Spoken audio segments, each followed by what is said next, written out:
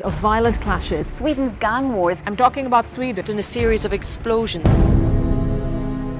For decades, Sweden stood out as a model for the world. High incomes, long life expectancy, generous social safety nets. It was the country others compared themselves to. Sweden enjoyed one of the lowest crime rates in Europe. Cities felt safe. Public services worked. It seemed almost effortless. Prosperity, stability, peace. But today, that image is cracking. Quiet Swedish neighborhoods have turned into arenas of violent gang warfare. Areas that once felt secure now record more armed assaults than major European capitals. How did this happen?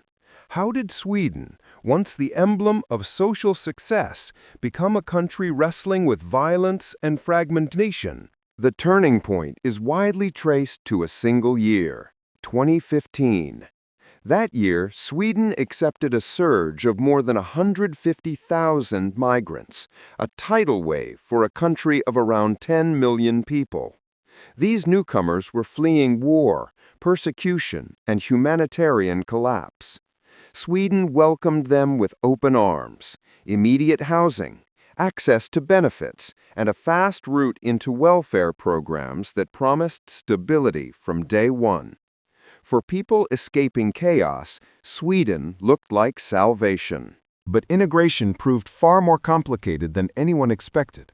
The Swedish model had historically been built on decades of industrial growth, exports, and fiscal prudence, a system that supported a comprehensive welfare state only after a long period of national wealth creation.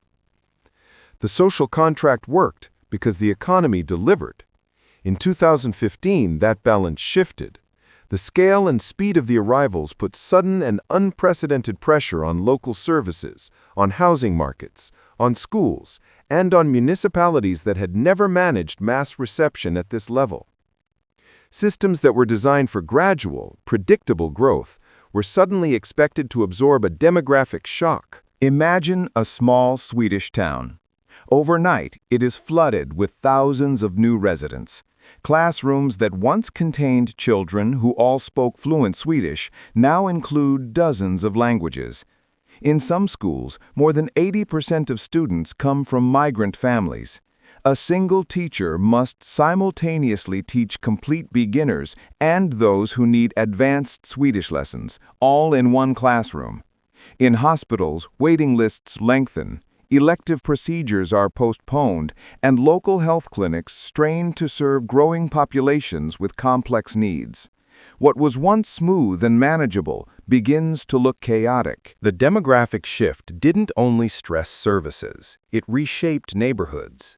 In cities including Malmö and parts of Stockholm, some suburbs saw their populations change dramatically within a few years. Entire districts emerged, where a large majority of residents are migrants and their children. Swedish is spoken less frequently on the streets. Local shops and day-to-day institutions reflect cultural practices and languages from other parts of the world. For many residents, this change was disorienting. Areas that were integrated into the Swedish mainstream a generation ago now feel socially and economically separated. The term no-go zones entered public discussion, controversial, emotive, and politically charged. For many Swedes, the phrase captured a new reality: neighborhoods where state authority was weaker, where police presence was sporadic, and where long-standing residents felt increasingly alienated. Whether one accepts the label or not, the perception matters. When teachers, social workers, and sometimes even police officers hesitate to work in certain districts, the sense that something fundamental has changed takes hold. Parallel to the social strains, the economic cost mounted. Since 2015, Sweden has allocated billions annually to migrant reception and support. Conservative estimates put this spending in the multi-billion-dollar range each year, covering housing, benefits, language programs, and social services. For taxpayers, the impact has been noticeable. By 2020, many Swedes saw a significant portion of their earnings go into public revenue and welfare outlays, a political reality that fueled growing frustration. Integration faltered for multiple reasons. Language barriers are obvious. Without Swedish, access to jobs, local networks, and civic life is severely limited. But structural issues ran deeper. Migrant families often settled in disadvantaged neighborhoods that offered limited employment opportunities. The networks that help people find jobs in Sweden, referrals from friends and family, contacts at local employers, were absent for many newcomers. Even when official programs existed, they were overwhelmed. Placements in language schools and vocational training were insufficient to meet the scale of need. Over time, separation hardened. Children born or raised in these areas grew up in environments that offered few examples of stable employment or social mobility. For many, becoming a part of the formal economy remained out of reach. Those conditions created fertile ground for criminal recruitment. Young people with weak ties to the labor market and limited prospects are vulnerable to gangs that promise quick money, status, and belonging. Where legitimate pathways are blocked, illegal economies expand. Gangs moved in to fill gaps, controlling local markets for drugs and illicit services, and exploiting the absence of robust civic structures. Turf wars replaced everyday commerce. Blocks that once hosted grocery stores and playgrounds increasingly became sites of violence, extortion, and intimidation. The statistics and the headlines followed. Sweden saw a sharp rise in serious violent incidents over a decade. Shootings, bombings, and explosive attacks that had once been almost unheard of in a Scandinavian context became regular occurrences. In a single recent year, more than 200 shootings were reported nationwide, a dramatic escalation from earlier decades. Law enforcement data and investigative reports linked a significant share of these incidents to gang networks based in marginalized districts. Many of those involved were young men, often second-generation migrants, born and raised in the very neighborhoods that had failed to integrate them. Take the example of Tensta, a suburb on Stockholm's outskirts. In a short span, it experienced multiple explosions tied to intergang conflict. Businesses were targeted with arson or bombs for refusing payoffs. Residents reported constant fear. In neighborhoods like this, ordinary life, shopping, walking to school, running errands, takes on the risk and uncertainty of a community under siege. The state response has been evolving. Political leaders across the spectrum have reacted, tightening asylum rules, reworking benefit eligibility, and increasing conditionality for social assistance. In many places, authorities have introduced mandatory language and integration programs for children, aiming to ensure that kids from mixed or migrant families receive substantive Swedish instruction from an early age. Policymakers have also expanded specialized police units focused on gang crime, doubled targeted enforcement teams, and sought international cooperation to trace money flows and cross-border networks that fund illegal activity. But reforms meet their limits. Law enforcement admits that without local cooperation, breaking the code of silence in marginalized areas is difficult.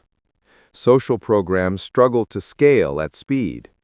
And politically, the debate has hardened as parties and voters argue about trade-offs between humanitarian commitments and domestic stability.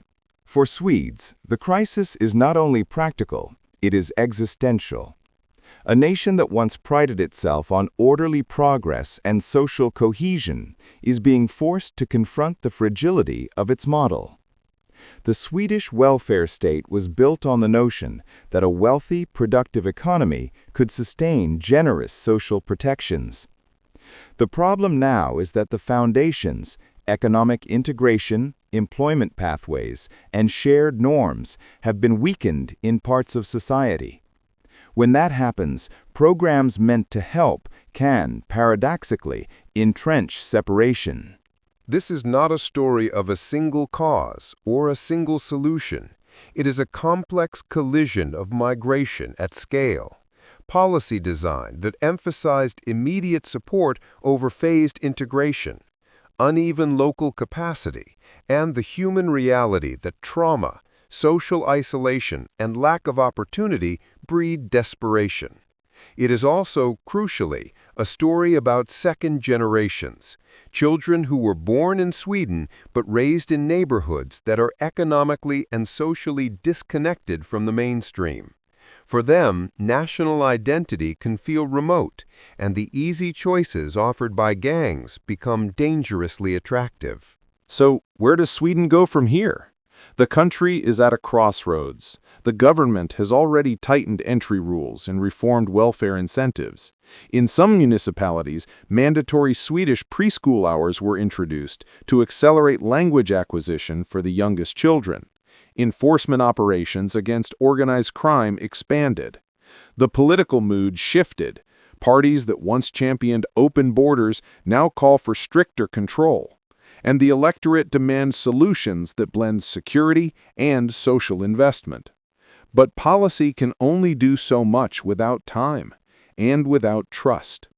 Rebuilding neighborhoods requires investments that match the scale of the problem, proper, sustained language education, vocational pathways that connect young people to real employment, community policing that rebuilds trust, and programs that incentivize employers to hire from marginalized neighborhoods.